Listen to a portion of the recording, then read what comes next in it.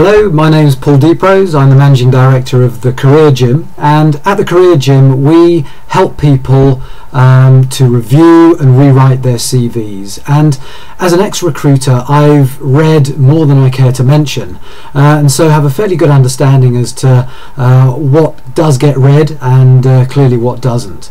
And there's one area that I just want to pick up on, which is this first part of most people's CV, where they have this lengthy paragraph called a personal profile or something similar, which is their attempt to sell themselves in a way that obviously doesn't get described elsewhere in the CV. I have an issue with this paragraph. There's a few reasons for that. In this day and age, when the majority of recruiters will skim read the front page of a CV and probably take about 15 to 30 seconds to see whether there's something relevant on the front page, a paragraph simply isn't going to be read. Likewise, if you do begin to read a paragraph, then so many people use the same old stuff. I'm a self-motivated team player, blah blah blah blah blah. We've heard it all before, and as soon as we see that, people stop reading and possibly don't bother moving on any further. I think there's a more effective way, which has been proven in the market when I was in recruitment, and I'd just like to share that with you now. So instead of that paragraph, we want to use that space effectively. We need to put things in there that are going to attract the attention of the recruiter, and they're going to be highly relevant for the job that you've applied for. So I would retitle it something like Key Strengths, and would put 6 bullet points, 3 on the left, 3 on the right, and under those bullet points I would literally have very short phrases which demonstrate my greatest strengths, but those that are clearly most relevant to the job description or the job that you are actually applying for. So make them relevant for that. For example, some basic ones may be under one bullet point, highly organized.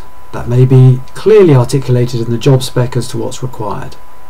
You may use other ones, astute commerciality, strong relationship builder.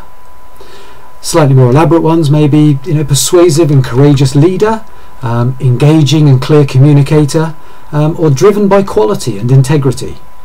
So you can write what you like in this space, but it's short, sharp statements in bullet point fashion that will actually stand out and will be read and at least scanned by the recruiter.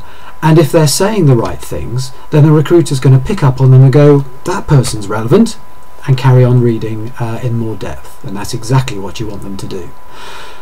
From a candidate perspective, there's also a huge benefit to this, insofar as if you apply to one job, there may be slightly different requirements to a second job that you're going for. And that second job, you may want to reorder those bullet points or slightly change them around or substitute one or two. As long as they are still key strengths, then make sure that you reorder them so that the most important one is probably top left. That means that you can chop and change and manipulate it really quickly without the need of recrafting a whole paragraph of prose.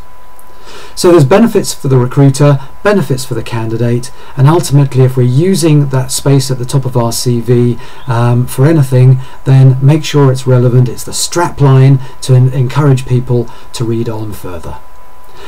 If we at the Career Gym can help you with your CV, then please do make contact through the website, and we'd very much look forward to hearing from you. Thanks.